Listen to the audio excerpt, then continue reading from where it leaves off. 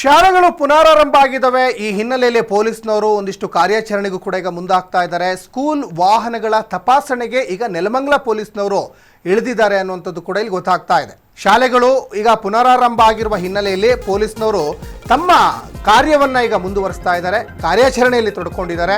School ವಾಹನಗಳ ತಪಾಸಣೆಗೆ ಈಗ ನೆಲಮಂಗಲ ಪೊಲೀಸ್ನವರು ಈಗ ಇಳಿದಿದ್ದಾರೆ ಅನ್ನುವಂಥದ್ದು ಕೂಡ ಗೊತ್ತಾಗ್ತಾ ಇದೆ. ನೆಲಮಂಗಲ ಸಂಚಾರಿ ಪೊಲೀಸ್ನವರು ಈಗ ವಿಶೇಷ ಕಾರ್ಯಾಚರಣೆಗೆ ಮುಂದಾಗ್ತಾ ಇದ್ದಾರೆ.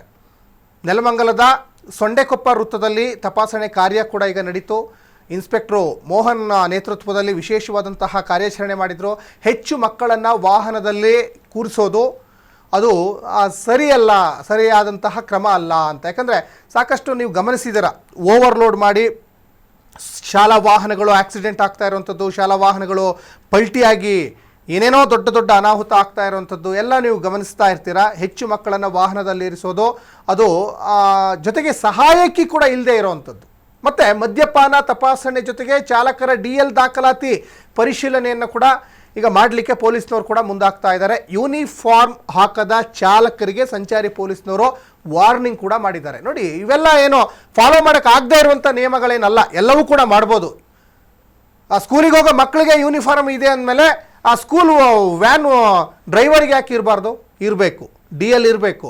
ಕುಡಿದು ಮದ್ಯಪಾನ ಮಾಡಿ ನೂರಾರು ಮಕ್ಕಳ ಜೀವಕ್ಕೆ ಆಘಾತ ತಂದೊಡ್ಡುವಂಥ ಕೆಲಸ ಆಗಬಾರ್ದು. ನೋಡಿ, ಹಾಗಾಗಿ ನೋಡಿ, ಕ್ರಮ ಒಳ್ಳೆಯ ರೀತಿಯಾದಂಥ ಕ್ರಮ. ಈ ಬಗ್ಗೆ ನಾವು ಪೊಲೀಸ್ನವ್ರಿಗೆ ಒಂದು ಅಪ್ರಿಷಿಯೇಟ್ ಮಾಡಬೇಕು. ಒಳ್ಳೆ ಕೆಲಸದಲ್ಲಿ ಈಗ ತೊಡ್ಕೊಂಡಿದ್ದಾರೆ ಪೊಲೀಸ್ನವರು. ನೋಡಿ, ಆ ಚಾಲಕರಿಗೆ ಈ ಮದ್ಯಪಾನ ಮಾಡಿದಾರಾ ಇಲ್ವಾ ಅಂತ ಹೇಳಿಬಿಟ್ಟು ಟೆಸ್ಟ್ ಮಾಡ್ತಾ ಇರುವಂಥ ದೃಶ್ಯಗಳು ಕೂಡ ಗಮನಿಸ್ತಾ ಇದ್ದಾರೆ. ಜೊತೆಗೆ ಆ ಸ್ಕೂಲ್ ವ್ಯಾನಲ್ಲಿ, ಆ ಸ್ಕೂಲ್ ಬಸ್ಸಲ್ಲಿ ಮಕ್ಕಳು ಕೂಡ ಇದ್ದಾರೆ, ಸ್ಟೂಡೆಂಟ್ ಕೂಡ ಇದ್ದಾರೆ. ಹಾಗಾಗಿ ಜೊತೆಗೆ ಆ ಯೂನಿಫಾರ್ಮ್ ಬಗ್ಗೆನೂ ಏನು ಹೇಳಿದ್ದಾರೆ, ಆ ಯೂನಿಫಾರ್ಮ್ ಹಾಕಿಲ್ಲ, T ಶರ್ಟ್ ಹಾಕ್ಕೊಂಡಿದ್ದಾರೆ. ಅದ್ರ ಬಗ್ಗೆ ಒಂದಿಷ್ಟು ಮುಂದಿನ ದಿನಗಳಲ್ಲೇ ಕ್ರಮ ತೆಗೆದುಕೊಳ್ಳುವಂಥ ಸಾಧ್ಯತೆ ಇದೆ. ಮತ್ತೊಂದಿಷ್ಟು ಅವ್ರ ಜೊತೆ ಮಾತಾಡ್ತಾ ಇದ್ದಾರೆ, ಎಲ್ಲಪ್ಪ ಯೂನಿಫಾರ್ಮ್ ಅಂತ ಕೇಳ್ತಾ ಇದ್ದಾರೆ ಅಂತ ಕಾಣಿಸ್ತಾ ಇದೆ. ಮತ್ತು DL, ಭಾಳ ಮುಖ್ಯವಾಗಿ DL ಬೇಕಾಗ್ತದೆ. ನೋಡಿ, ಈ ಖಾಸಗಿ ಶಿಕ್ಷಣ ಸಂಸ್ಥೆಯವರು ಯಾರೋ ಒಂದು ಕಡಿಮೆ ಬಜೆಟಿಗೆ ಬಂದು ಸೇರ್ಕೊಂಡ್ಬಿಡ್ತಾರೆ ಡ್ರೈವರ್ಗಳು. ಅವರ ಒಂದು ಕಡೆ ಈಗ ಡ್ರೈವರ್ ಜಾಸ್ತಿ ದುಡ್ಡು ಕೇಳಿದರೆ ಅಂಥವ್ರನ್ನ ಕೈ ಬಿಟ್ಬಿಟ್ಟು ಇವರು ಎಲಿಜಿಬಿಲಿಟಿ ಇರಲ್ಲ ಅಂಥವ್ರನ್ನೆಲ್ಲ ಸೇರಿಸ್ಕೊಂಡ್ಬಿಡ್ತಾರೆ. ಆತನಿಗೆ ಡ್ರೈವಿಂಗ್ ಬರ್ತದೋ ಇಲ್ವೋ, ಅಥವಾ ಸರಿಯಾಗಿ ಡ್ರೈವಿಂಗ್ ಮಾಡ್ತಾನೋ ಇಲ್ವೋ, ಆತ ಏನೋ ಮದ್ಯಪಾನ ಮಾಡ್ಕೊಂಡು ವಾಹನ ನಡೆಸ್ತಾನೋ ಇಲ್ವೋ, ಏನೋ ಈ ಅವನ ಬಗ್ಗೆ ಮುನ್ನೆಲೆ ತಿಳ್ಕೊಳ್ಳಲ್ಲ. ಓವರಾಲ್ ಎಲಿಜಿಬಿಲಿಟಿ ಇರಬೇಕು ಆತನಿಗೆ. ಓವರಾಲ್ ಎಲಿಜಿಬಿಲಿಟಿ ಇದ್ದಂಥವ್ರನ್ನ ಮಾತ್ರ ಈ ಸ್ಕೂಲ್ ವಾಹನದ ಚಾಲಕರನ್ನಾಗಿ ನೇಮಿಸ್ಕೋಬೇಕಾಗ್ತದೆ. ಇದು ಎಲ್ಲ ಶಿಕ್ಷಣ ಈ ಶಾಲಾ ಆಡಳಿತ ಮಂಡಳಿ ಇದೆಯಲ್ಲ, ಅವರೂ ಕೂಡ ಎಚ್ಚರಿಕೆಯಿಂದ ಇರಬೇಕಾಗ್ತದೆ. ಯಾಕಂದರೆ ಒಂದೊಂದು ಬಸ್ಸಲ್ಲೂ ನೂರಾರು ಮಕ್ಕಳಿರ್ತಾರೆ, ಅವರ ಪ್ರಾಣ ಡ್ರೈವರ್ ಕೈಯಲ್ಲಿ ಇರ್ತದೆ. ಇವಾಗ ಸಹಜವಾಗಿ ನಾವೆಲ್ಲ ಈಗ ಬೇರೆ ಬೇರೆ BMTC KSRTC ಬಸ್ಸಲ್ಲಿ ಹೋದಾಗ ನಾವು ಯಾರ ಮೇಲೆ ನಂಬಿಕೆ ಇಟ್ಟು ಹೋಗ್ತೀವಿ? ಒಂದು ಡ್ರೈವರ್ ಮೇಲೆ ನಂಬಿಕೆ ಇಟ್ಟು ಹೋಗ್ತೀವಿ, ದೇವ್ರ ಮೇಲೆ ನಂಬಿಕೆ ಇಟ್ಟು ಹೋಗ್ತೀವಿ. ಅದೇ ಥರ ಪೋಷಕರು ತಮ್ಮ ಮಕ್ಕಳನ್ನು ಶಾಲೆಗೆ ಕಳಿಸಿದಾಗ ಅವ್ರ ಮಕ್ಕಳು ವಾಪಸ್ ಮನೆಗೆ ಬರೋವರೆಗೂ ಕೂಡ ಪಾಪ ಭಯದಲ್ಲೇ ಬದುಕ್ತಾ ಇರ್ತಾರೆ.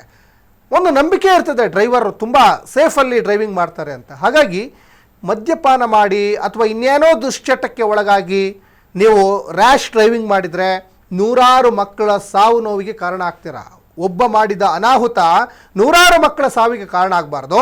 ಹಾಗಾಗಿ ಪೊಲೀಸ್ನವ್ರು ತೆಗೆದುಕೊಂಡಂತಹ ಕ್ರಮ ನಿಜಕ್ಕೂ ಮೆಚ್ಚಬೇಕಾದಂಥದ್ದು, ಅಪ್ರಿಷಿಯೇಟ್ ಮಾಡಲೇಬೇಕಾದಂತಹ ವಿಚಾರ.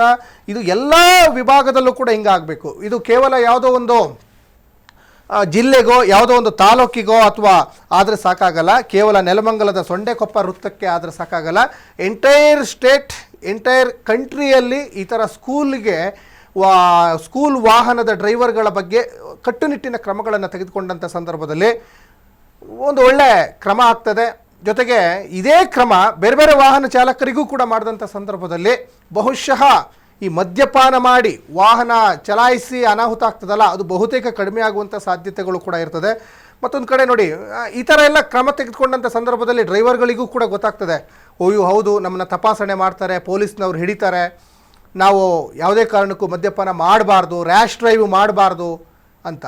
ಇನ್ನೊಂದು ಕಡೆ ಡ್ರೈವರ್ಗಳನ್ನ ತಗೊಳ್ಳೋದಕ್ಕಿಂತ ಮುಂಚೆ ಶಾಲಾ ಆಡಳಿತ ಮಂಡಳಿಯವರು ಕೂಡ ಯೋಚನೆ ಮಾಡಬೇಕಾಗ್ತದೆ. ಯಾರೋ ಒಬ್ಬ ಕಡಿಮೆ ಸಂಬಳಕ್ಕೆ ಬಂದ ಅಂದ್ಕೊಂಡು ಸೇರಿಸ್ಕೊಳ್ಳೋದಲ್ಲ. 1,000 ಹೆಚ್ಚು ಕಡಿಮೆ ಆದರೂ ಕೂಡ ಅವನ ಹತ್ರ ಕ್ವಾಲಿಟಿ ಇರಬೇಕು, ಅವನು ಎಲಿಜಿಬಿಲಿಟಿ ಆಗಿರಬೇಕು, ಅವನು ಗಾಡಿ ಓಡಿಸ್ಲಿಕ್ಕೆ. ಇವೆಲ್ಲವನ್ನೂ ಕೂಡ ನೋಡಿಕೊಂಡು ಶಾಲಾ ಆಡಳಿತ ಮಂಡಳಿಯವರು, ಜೊತೆಗೆ ಆ ಡ್ರೈವರ್ಗೂ ಕೂಡ ಪರಿಜ್ಞಾನ ಇರಬೇಕು. ನನ್ನ ಕೈಯಲ್ಲಿ ನೂರಾರು ಮಕ್ಕಳ ಜೀವ ಇದೆ, ನಾನು ಒಳ್ಳೆ ರೀತಿಯಲ್ಲಿ ಗಾಡಿ ಓಡಿಸ್ಬೇಕು ಅಂತ. ನೀನು ಹೆಂಗಿದೆ, ಮಕ್ಕಳು ಹಂಗೆ ಇರ್ತಾರೆ. ಕರೆಕ್ಟಾಗಿ ಶೇವಿಂಗ್ ಮಾಡು, ಕಟಿಂಗ್ ಮಾಡು. ಪ್ರೈವೇಟ್ ಗಾಡಿ ಓಡಿಸ್ತಾ ಇಲ್ಲ, ಏನು ಗಾಡಿ ಇಲ್ಲ ನೀವು ಓಡಿಸ್ತಾರೆ. ಯೂನಿಫಾರ್ಮ್ ಹಾಕು, ಶೇವಿಂಗ್ ಮಾಡು ಕ್ಲೀನಾಗಿ. ಅವರಿಗೆ ಯೂನಿಫಾರ್ಮ್ ಯೂನಿಫಾರ್ಮ್ ಕೊಟ್ಟಿದ್ದಾರೋ ಇಲ್ಲ, ಮತ್ತು ಯೂನಿಫಾರ್ಮ್ ಹಾಕಲ್ಲ. ಏನಿಲ್ಲ ನಿಮ್ಮದು